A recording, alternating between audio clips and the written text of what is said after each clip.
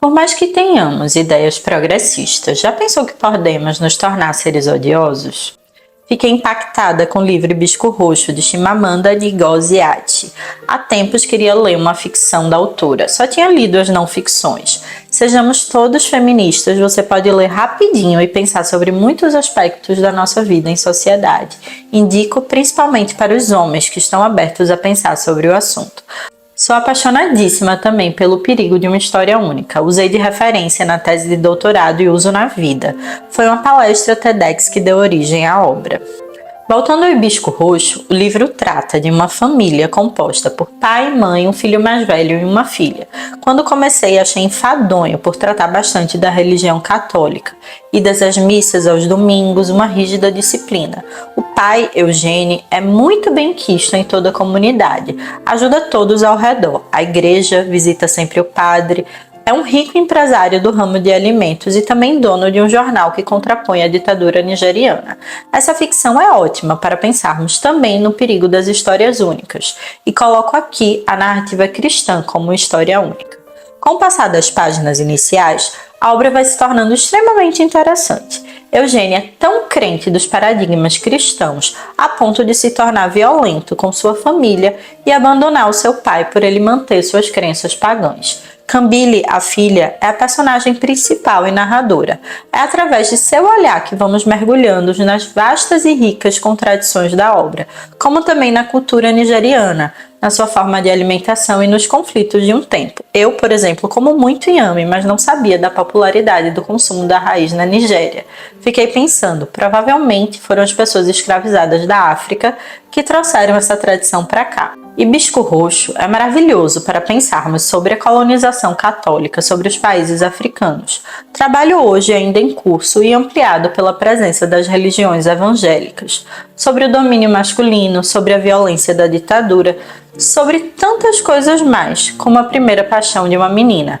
Porém, a marca mais intensa é a da violência do próprio patriarca. Impossível não pensar como esse homem, tão adorado em sua comunidade, tão preocupado com coisas importantes, foi capaz de tantas atrocidades. A leitura do livro me trouxe a seguinte reflexão: como algumas vezes pessoas com ideais progressistas podem ser tão odiosas quanto os ditadores que elas mesmas criticam. Como nós, mesmo tendo pontos de vista considerados revolucionários, podemos, por nossa falta de flexibilidade ou dogmatismo, nos portar de forma extremamente violenta e mesquinha. E, sim, não é difícil observar tais exemplos em nosso dia a dia. No mundo extremamente polarizado com a ajuda das redes sociais, estamos, infelizmente, cada vez mais imbuídos de ideologias, de crenças que pouco se comprometem com uma interpretação real da realidade.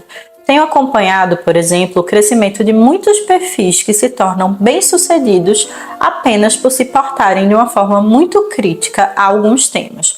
Hoje, pasmem, há médicas ginecologistas nas redes defendendo o uso de anticoncepcional e outras sendo contrárias, quase como marcadores de territórios, times em disputas. Já pensaram no perigo disso? Todo dogma, seja ele qual for, toda história única, seja ela qual for, tem seu perigo.